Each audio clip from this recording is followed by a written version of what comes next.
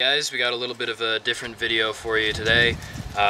Rather than doing a knife unboxing, this is going to be me and Chad over the next 2 weeks going through our knife collection prior to starting the YouTube channel.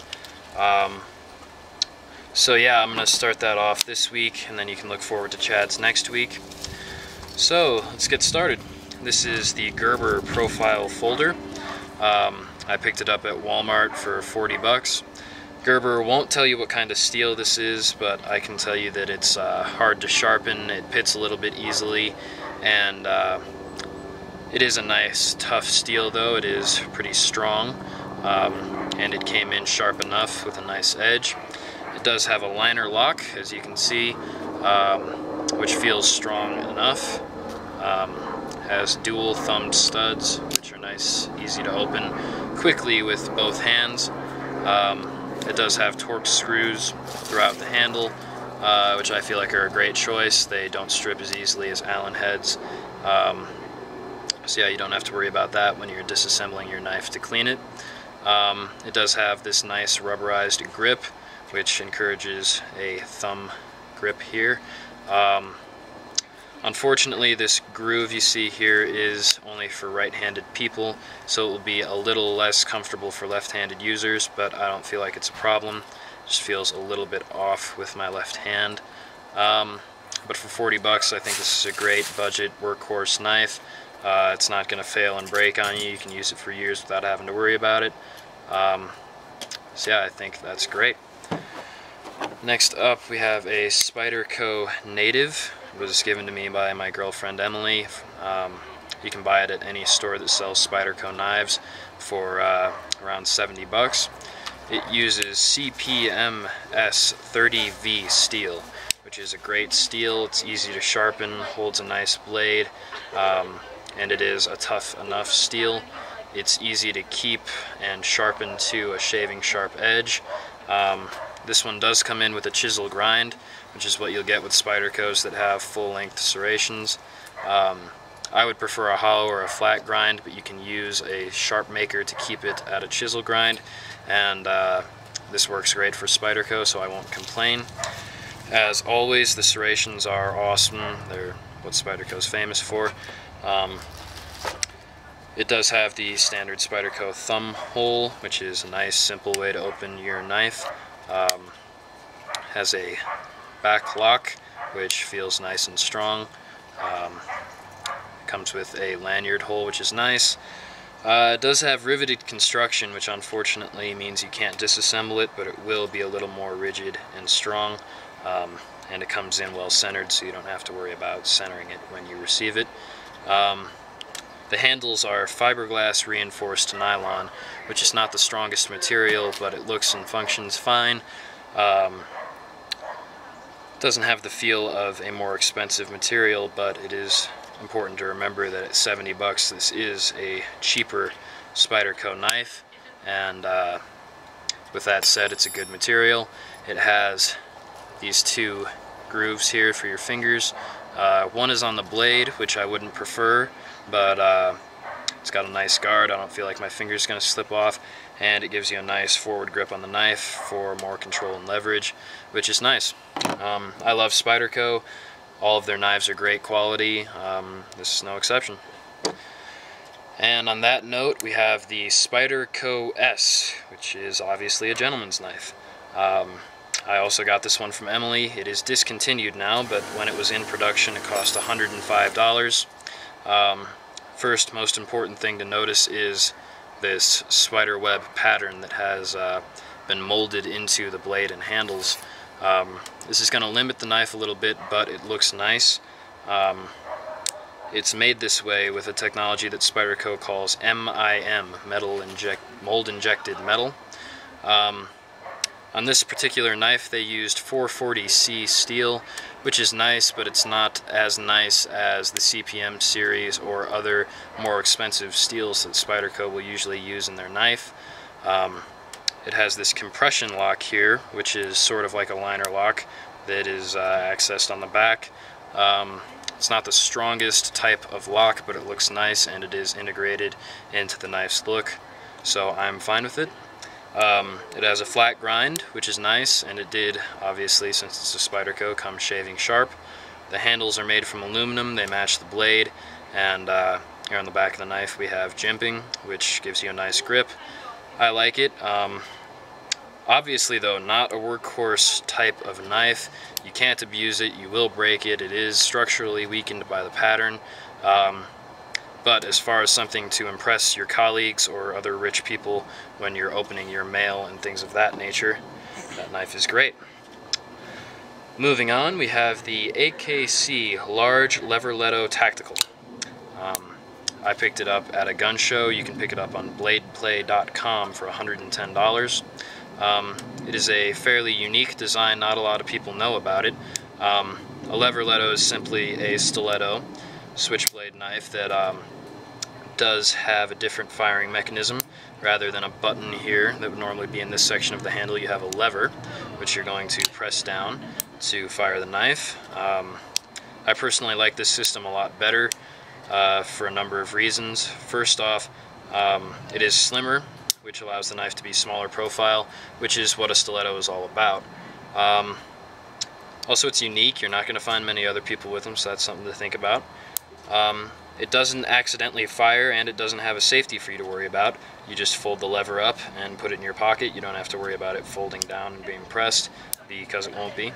An important thing to note when you're firing this knife, keep your thumb below the hole in the lever and push down decisively. If you push on the lever higher, or if you don't push all that hard, it will be hard to get it to fire reliably, but personally I think it's easy enough. So yeah, and then once you've opened the knife, you don't have a button in the way impeding your grip. You can fold the lever out of the way, not have to worry about it. So there's that. Unfortunately, AKC doesn't tell you what type of steel this is. Knowing the company, I can try to tell you that it's probably more of a cheap stainless steel. Probably similar to 440A or B, which it's not a great steel, but it's important to remember that coming in at 110 bucks, this is a really budget knife as far as stilettos are concerned. Stilettos go easily up into the $300, $400 range, and with the AKC Lever Leto, you get a strong, nice-looking knife. You don't have to worry about it breaking on you, but you pay the price of things like a cheaper steel. It does have a riveted construction, which with a stiletto I'm actually okay with that. Stiletto has a complicated mechanism, so I wouldn't recommend taking one apart to clean or look at the internals anyway. It does have a flat grind, which I'm a fan of. It is shy of shaving sharp, but only by a little bit. It's fairly easy to sharpen, and it is stronger and stiffer than most stilettos, but you've got to remember it's not up to snuff with a tactical folder. It's not designed like a tactical folder. It is a thinner, lighter knife, and it's just not going to be as strong. So don't expect to be, using it like it's a Spyderco military or anything like that, because it's not. You will eventually break it if you abuse it enough. So moving on, we have a couple sheath knives here. So we have the Buck Nighthawk first. I picked it up at Walmart for 50 bucks. It uses 420 high carbon steel in the blade. Keep in mind, this isn't your typical 420 steel. It's much better steel. It's more of a more expensive steel. You can expect it to behave like an expensive steel. And Buck's coating is pretty nice. I've used and abused this knife plenty, and if you look, there's barely any wear on the finish. It's not shaving sharp, but it's decent. It's a little bit hard to sharpen because it is a hard steel. The serrations are really nice. They actually came in extremely sharp, reminiscent of a Spyderco serration. Very useful. Unfortunately, this knife has been discontinued. You can buy one with a Tonto blade or one with a wooden handle, but not with the rubberized grip and the clip point. I don't know why, but that's the way it is. It's not a full tang knife, but it does feel really solid. I wouldn't worry about it breaking. I've used and abused it plenty, and it hasn't broken on me yet. It's actually stayed together really well. It is nicely balanced. It's a little bit forward to the grip. It does have a thick cross section in the back and a rubberized texture on the handle.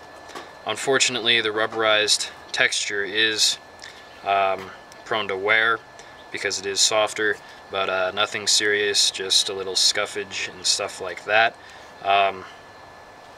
So, did come with a nylon sheath, little plastic insert in there.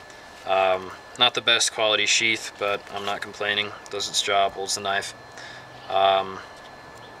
So, yeah, I'd say as far as budget fixed blades go, Buck Nighthawk is a great choice. It's a great knife. I've used it hammering in tent stakes, things like that. I take it camping with me, and you don't need to worry about it. It will stay together and work for you for lots and lots of time. Next up, we have the Gerber Steadfast.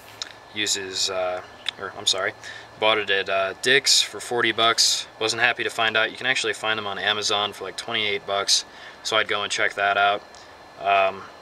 But it uses a relatively unknown steel. It's called 7CR17MOV. People compare this steel to 440A, 440B, 420, but it's really not as simple as that. It is not a great blade retaining steel. It is a little bit soft, but as a result it takes an edge really easily. It's nice, you can keep it shaving sharp. It comes shaving sharp, which is always great. It makes you think that a knife is really high quality. It is nice. They call it full tang. I'm not sure about that because, as you can see, it's got this bolt sticking out of the handle here. I haven't taken the bolt out yet because honestly I don't want to know. So I'll just tell myself that it's full tang. It has a thick cross section here, but it does narrow down quickly. I'm not sure that I like that, but I won't complain. This is a relatively cheap knife, and I think it's great for the price. The rubberized grip is nice. It's a good texture. I wasn't originally crazy about these finger grooves, but they've actually grown on me. They help the knife stay in your hand. You're not going to lose control of the knife.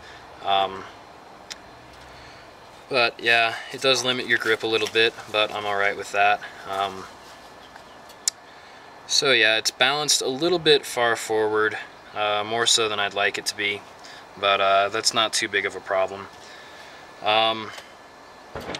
So yeah, ultimately I would try not to be too abusive of this knife, smashing it against things like that, because you will take the edge right off the knife, which obviously you don't want to do that. But as far as just a knife for normal use, for things like camping, just everyday use, I think you'll be fine. And at 28 bucks, I think it's a real value for a knife that looks and performs like that one does. Alright, so that concludes the knives that I'm really proud of. I have lots of other knives sitting at home, but these are the ones I wanted to come and talk to you guys about. So yeah, we promised you guys something fun at the end of each video. So for this video, we have a Black Armada coil spring stiletto, switchblade, that we'll be giving away once we reach the 100 subscriber mark. I bought this knife just to check it out off bladeplay.com. It was like 20 bucks. Personally, I think for $20 switchblades, this one's great. Blade locks up nice. The handles, they're cheap plastic, but they're fine. The blade hasn't crept out of the handles yet, so it's fine. A lot of cheaper switchblades you get, the blade will just creep right out of the handle and you can't use them anymore. I'm real happy with it, and just wanted to set a precedent with our channel. We want to be giving back to you guys, so if you see this video and you like it, give it a subscription. Once we get to 100 subscriptions, I'll pick one of you guys and I'll send you out this knife here. So yeah, we hope you enjoyed this video. Hope you're looking forward to Chad's video coming up next week. So yeah, if you have a suggestion of a knife or gun you want to see us review, leave us a comment, something like that, and we'll see what we can do for you. We hope you enjoy all of our videos, so bye.